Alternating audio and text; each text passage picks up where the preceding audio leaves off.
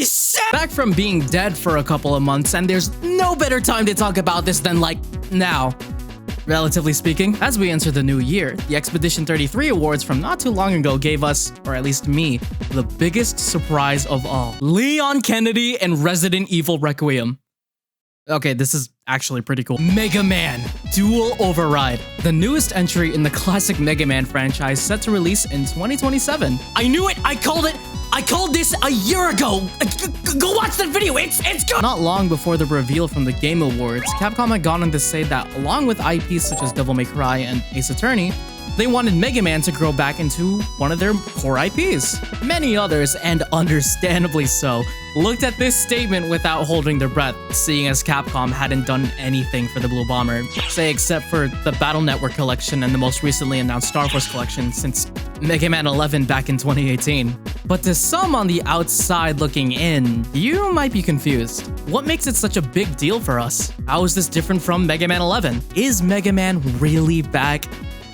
Well, I have a few thoughts. The last time we had a full-on sequel to anything Mega Man related was Mega Man 11 back in 2018.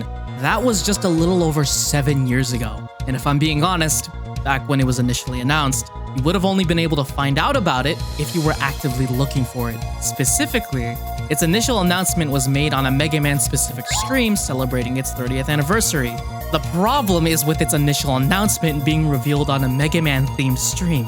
The reveal was made for Mega Man fans in mind, but not the general public. Not a Capcom stream, not a State of Play or General Gaming Conference stream, but a Mega Man stream. What makes Dual Override feel so much more impactful by comparison was that it was revealed in a very public setting, not just for Mega Man fans to see, but for everyone to see. With how Dual Override is being handled, I feel it's marking a new start for the greater series.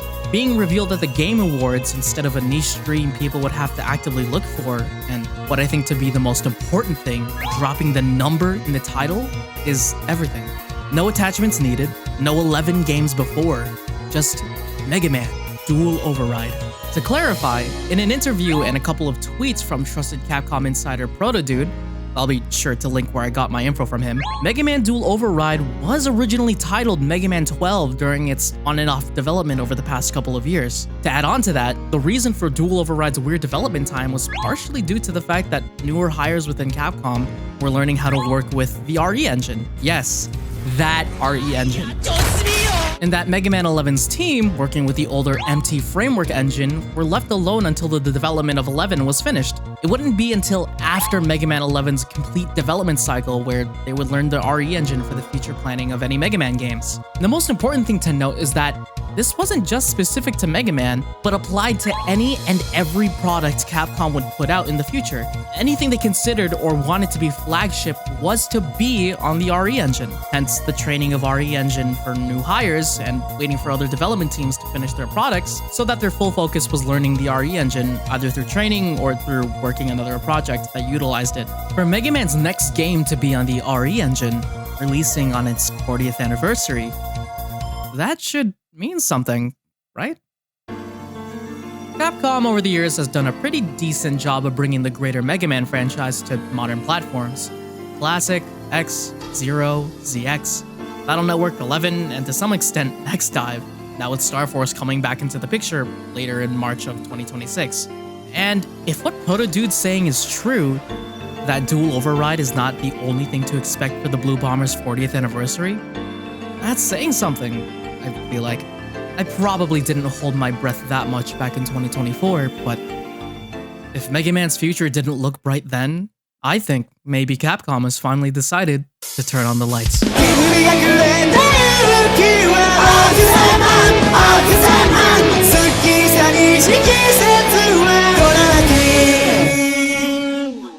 Also, Capcom, if you're listening to this, make an X Legacy Collection 3. You got Extreme, Extreme 2, Command Mission, and Maverick Hunter X. That's 4 games, Capcom, come on!